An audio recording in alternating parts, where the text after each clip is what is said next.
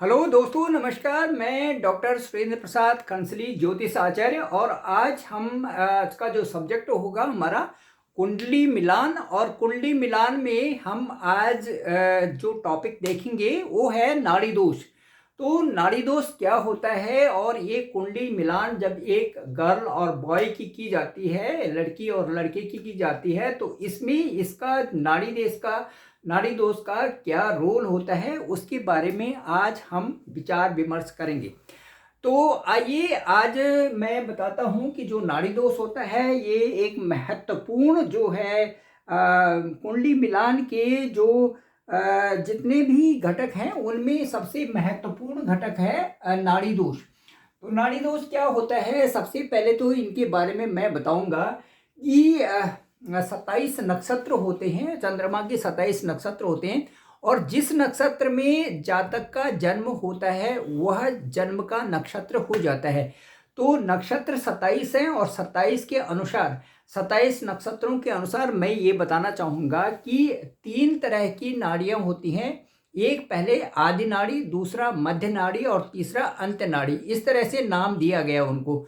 तो जो नक्षत्र हैं उनको ये 27 नक्षत्रों को इन नाड़ियों में, इन तीनों में विभक्त किया गया है कि कौन आदि नाड़ी में आएंगे, कौन से मध्य नाड़ी में आएंगे और कौन से जो अंत नाड़ी में आएंगे। तो उनको सीरियल वाइज में बताता हूँ कि जो आदि नाड़ी में है वो आते हैं ज्येष्ठा नक्षत्र, मूल, आद्रा, पुनर्वसु, उत्तरा, फाल्गुनी, हस्त, शतभिषा, पूर्वा, भाद्रपद और अश्विनी, ये आते हैं आदि नाड़ी में। इसके बाद जो मध्य नाड़ी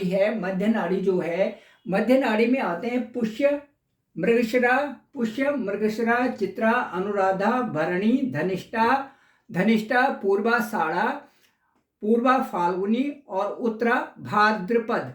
इसी तरह से जो अंत नाड़ी में आते हैं वो है स्वाति, विशाखा, कृतिका, रोहिणी, अश्लेषा, मघा, उत्तराषाढ़ा, श्रावण और रेवती। इस तरह से 27 नक्षत्रों को हमने तीनों नाड़ियों में विभक्त कर दिया।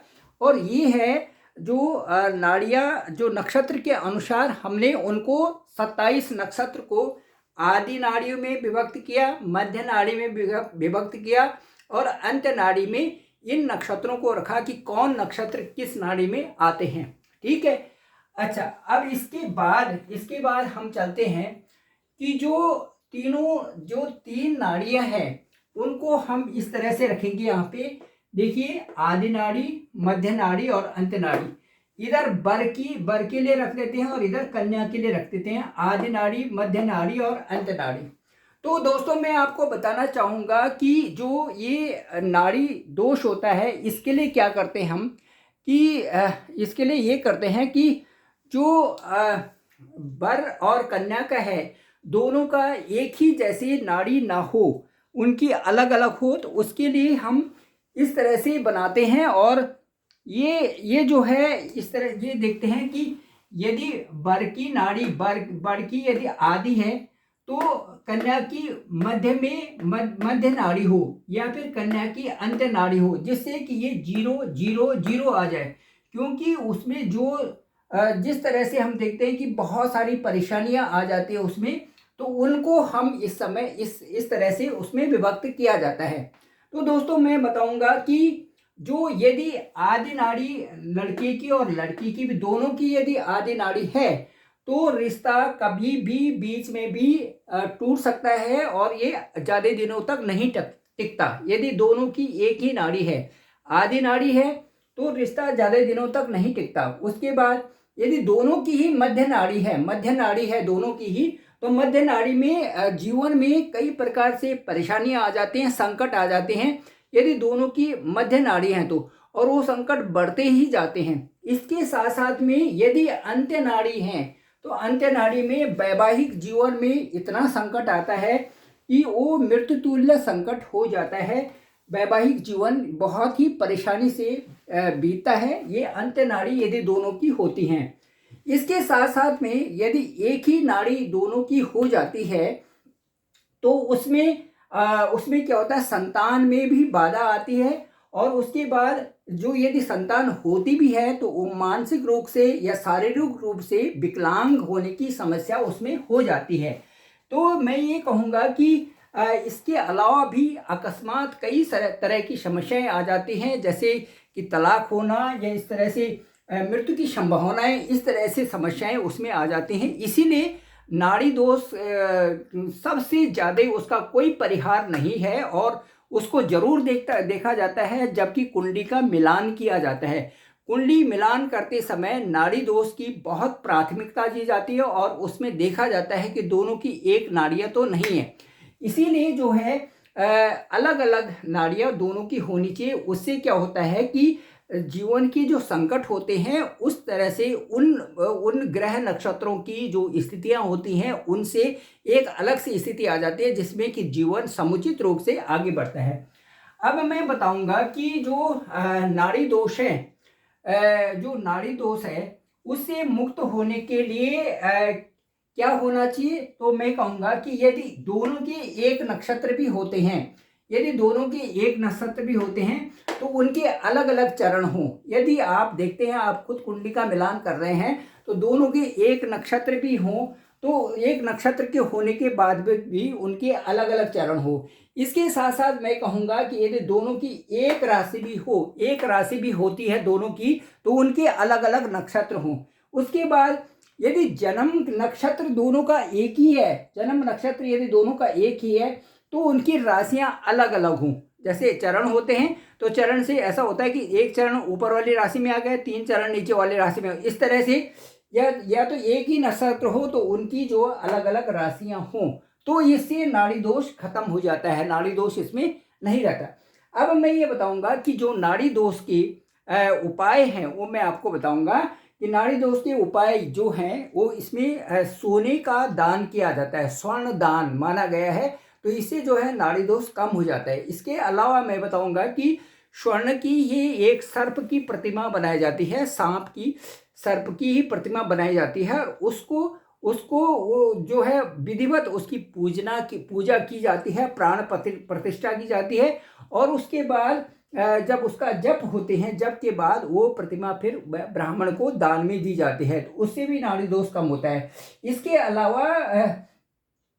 अलावा जो गौदान की भी प्रथा थी पहले, कि सब लोगों की गाय होती थी तो गाय को दान दिया जाता था किसी ब्राह्मण को, या गाय को किसी को जिसको आवश्यकता है उसको दान दिया जाता था, तो गौदान से भी जो है नाड़ी दोष का प्रभाव कम हो जाता था।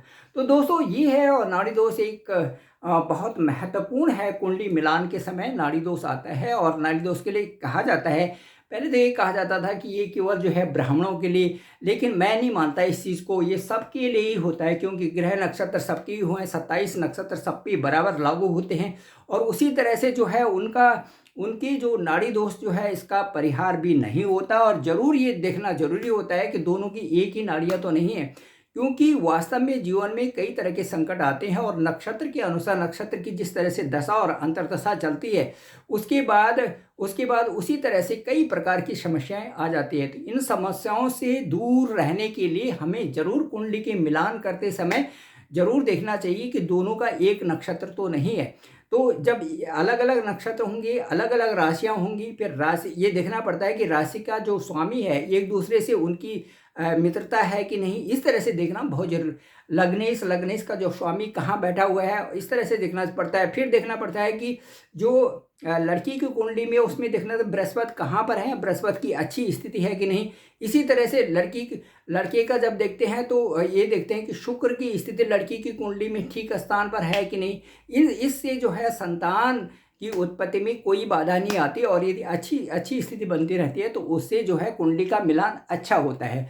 तो दोस्तों मैं ये बताऊंगा कि कोई भी किसी के लिए कमी नहीं है, बहुत अच्छी तरह से इसको जल्दीबाजी नहीं करनी चाहिए और पूर्ण जो जिसमें मन अच्छा लगे उसी तरह से शादी करनी चाहिए और उसमें जो है आपके गुणों का भी अच्छा मिलान हो जाए, क्योंकि दो अनजान व्यक्तियों का मिलान किया जाता है।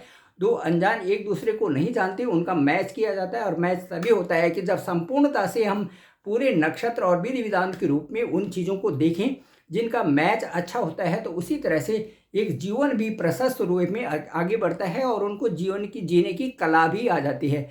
जब एक दूसरे से मैच नहीं होता तो उसमें ये होता है कि एक दूसरे के ग्रह टकराते हैं और उससे क्या होता है कि एक जो अपने सही रास्ते पर है वो भी भटक जाता है, क्योंकि दोनों साथ साथ में रहने होते हैं तो वो भटकते भटकते जीवन जो है कष्टमय हो जाता है और साथ साथ में यहाँ तक भी स्थिति आती है कि वो मारक भी एक दूसरे के लिए बन जाते हैं। कभी कभार ये देखा गया है कि एक दूसरे को जो है मारक बन जाते हैं, एक दूसरे को मारने के लिए और कई प्रकार से घटनाएं हो जाती हैं। तो दोस्तों मैं कहूँगा कि कुंडली में ज़रूर देखें आपकी नाड़ी दोष क्या है और नाड़ी दोष के क्या प्रभाव हैं, उनको देखिए और उनका किस तरह से निदान किया जा सकता है, कैसे उससे मुक्त हुआ जा सकता है। ये सारी चीज़ें उनका उपाय भी जरूर करना चाहिए, जप भी करना चाहिए और दान भी करना चाहिए। दान करने में भी कोई वो है नहीं, जो जिसको दान किया जाए वो बहुत अच्छी बात है और ये सारी चीज़ें हो भी जाते हैं। Thank you very much. मैं डॉक्टर सुरेंद्र प्रसाद खंसली, ज्योतिष आचार्य, और मेरा नंबर है 9868280191। आप ज़रूर मुझे कॉल भी करें और कुंडली मिलान के लिए आप ज़रूर इन चीज़ों को देखें। Thank you very much.